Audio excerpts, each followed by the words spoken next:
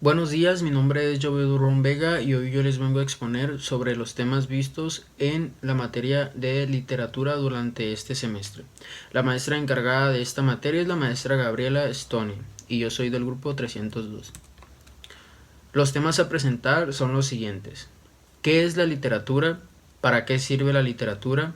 Utilidad, placer, la ficción, realidad, fantástico, verisimilitud, función poética, comunicación literaria, funciones de la lengua, los géneros literarios, género épico, género lírico, los personajes, los tipos de narradores, tiempo de narrativo, el cuento y la novela.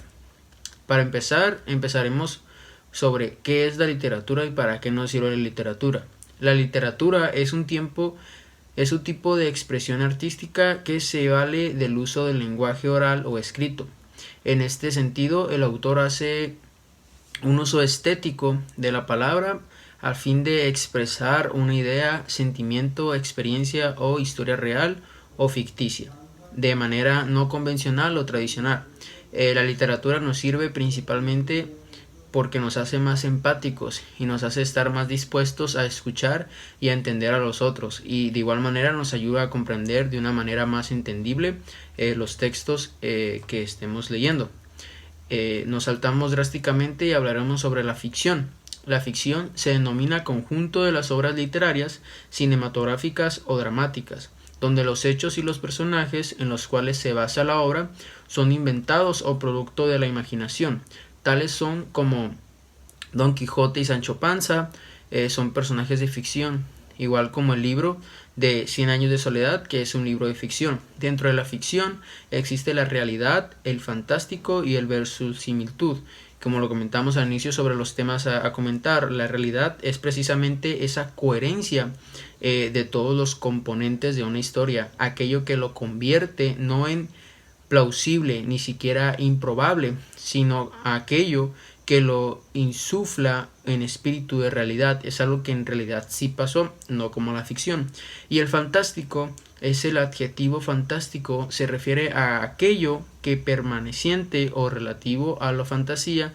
De igual forma permite nombrar a los fingidos que no tienen realidad, a que solo existe en la imaginación del oyente y del narrador. Y por último está el verosimilitud, que es el atributo de lo que se parece intuitivamente verdadero, es decir, es lo que se atribuye a una realidad que tiene apariencia o probabilidad de verdadera. ¿Cuál es la función poética? La función poética es la que se utiliza para producir una sensación estética de agrado, belleza o gracia. Por ejemplo, brillaba la luna en tus ojos. Esta función es muy utilizada en literatura, refranes, rimas, poemas, textos dramáticos, canciones, entre otros. La comunicación literaria. Como arte, la literatura supone una manipulación de contenido y formas, es decir, la materia lingüística de la que el autor dispone, sonidos, silba, palabras, frases, entre muchas otras cosas.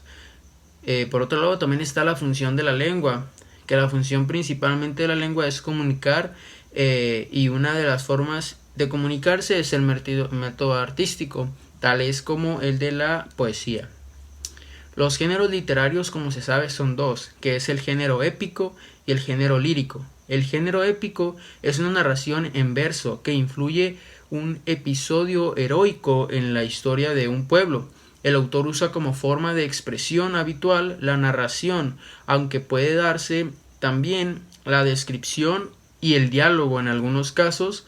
La épica no es escrita, sino contando oralmente por rapsodas.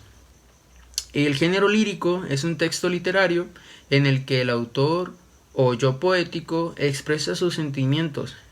Se llama género lírico porque, como se sabe, en la antigua Grecia, este tipo de composiciones no se decían, no se hablaban, sino que eran cantadas. Cada uno, en igual de escribir algo o decirlo, lo cantaban, por eso se llama género lírico.